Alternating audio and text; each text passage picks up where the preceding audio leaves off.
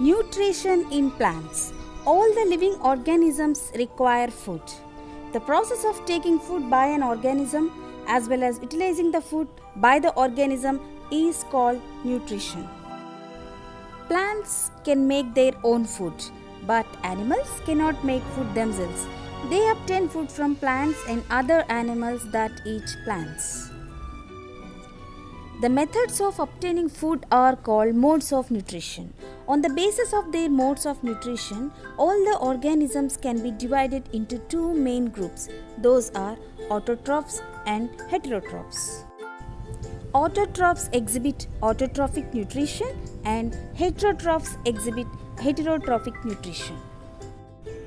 Let's know the modes of nutrition in detail. Autotrophic mode of nutrition. Those organisms which can make food themselves from simple substances by the process of photosynthesis are called autotrophs. All green plants are autotrophs. Heterotrophs. Those organisms which cannot make food themselves by the process of photosynthesis and take food from green plants or animals are called heterotrophs, and their mode of nutrition is called heterotrophic nutrition. All the non-green plants and animals including human beings are heterotrophs. Photosynthesis, food making process in plants. The process by which green plants make their own food from carbon dioxide and water by using sunlight is called photosynthesis. The process can be represented by the word equation as follows. Carbon dioxide plus water in the presence of sunlight and chlorophyll gives glucose and oxygen. Importance of photosynthesis. Photosynthesis by plants provides food to animals. Photosynthesis by plants gives oxygen gas into the air. Stomata. The plants take carbon dioxide gas from air through the tiny pores called stomata, present on the surface of leaf. The stomatal pores open when if the leaf want to take carbon dioxide or else want to release oxygen. Otherwise they remain closed. Chlorophyll. Chlorophyll is a green colored substance which is present in leaves. Chlorophyll absorbs light energy from the sun and supplies this energy to the leaves to carry out photosynthesis. The tiny green structures in the cells are chloroplast which contain chlorophyll. We can observe some leaves which have different colors. Those leaves also contain chlorophyll. The colored pigment in such leaves mask the green color of chlorophyll. This picture explains the inner structure of a leaf to show chlorophyll in it. It also have God cells, chlorophyll, air spaces, stoma in that. As we know that leaves make starch as food by photosynthesis, the presence of starch in leaves can be tested. So, how to test an activity that leaf contains starch? Needed materials are green leaf, alcohol, iodine solution, dropper, spirit lamp, beaker and test tube. Let's start the activity. Take a green leaf and boil the leaf in alcohol to remove the green colored pigment. Wash the decolorized leaf with water to remove any chlorophyll sticking to it. Pour dilute iodine solution from a dropper over the leaf. You can easily observe that the leaf turns to black color, which shows that it contains starch.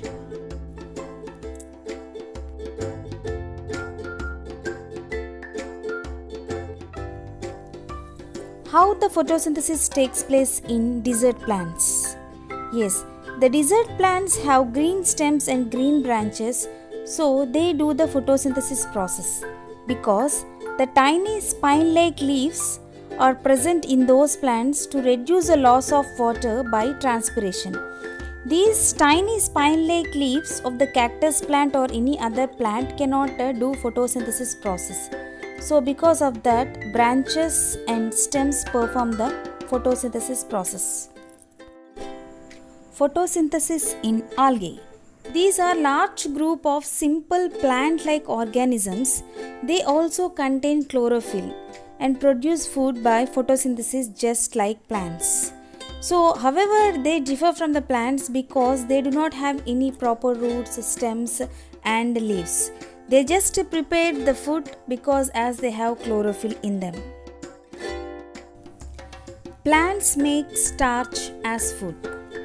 The starch is a food which is stored in various parts of a plant such as roots, stem, leaves and seeds. For example, the seeds of wheat and rice have a lot of starch in them. Potato and carrot plants also store a lot of starch in their roots. Plants make proteins as food.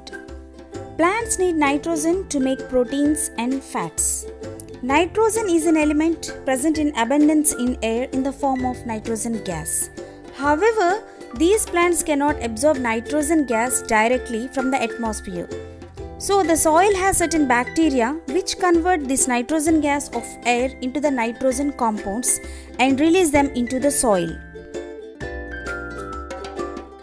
Plants make vitamins as food. Vitamins are highly complex substances which are an important part in our food. Vitamins are made by plants.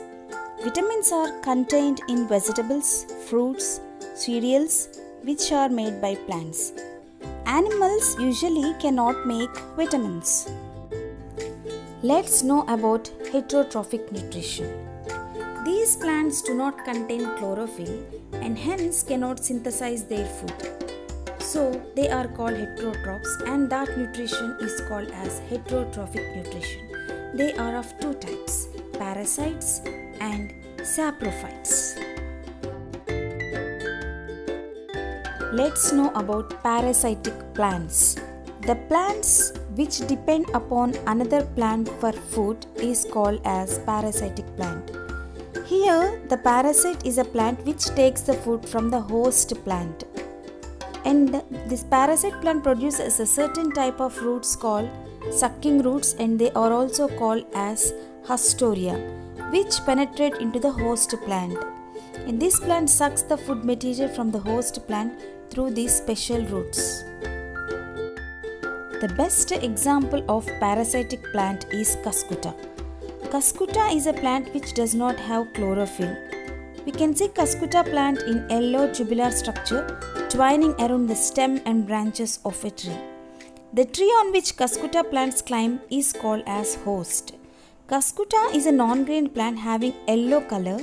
Since Cuscuta plant does not have the green pigment called chlorophyll, it cannot synthesize its own food. So this plant takes a ready-made fruit from the tree on which it climbs.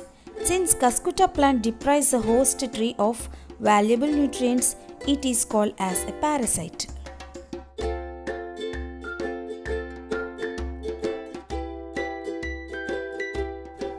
Let's know about saprophytes. Saprophytes are non-green plants which obtain their food from dead and decaying organic matter. Here, these non-green plants called as fungi, they derive their food from dead and decaying organic matter. So, fungi are called as saprophytes. Such common fungi are examples mushrooms, bread mold and yeast. Do you know some plants eat insects? What are those called? Yes, there are some green plants which obtain their food partly from the soil and atmosphere and partly from small insects. These green plants which obtain their food partly from insects are called as insectivorous plants and also called as carnivorous plants. These insectivorous plants have special leaves to catch the insects. These insectivorous plants grow only in those soils which do not contain sufficient nitrogen mineral. These insectivorous plants trap insects by various methods.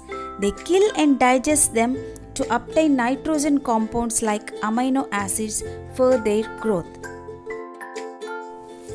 Let's know about another insectivorous plant called pitcher plant. The pitcher plant of the leaf is modified into hollow tube called pitcher, and it forms a lid which can open or close of the mouth of the pitcher. Inside the pitcher there are hair which are directed downwards. When an insect falls into the pitcher, the lid closes automatically and the insects get trapped inside the pitcher.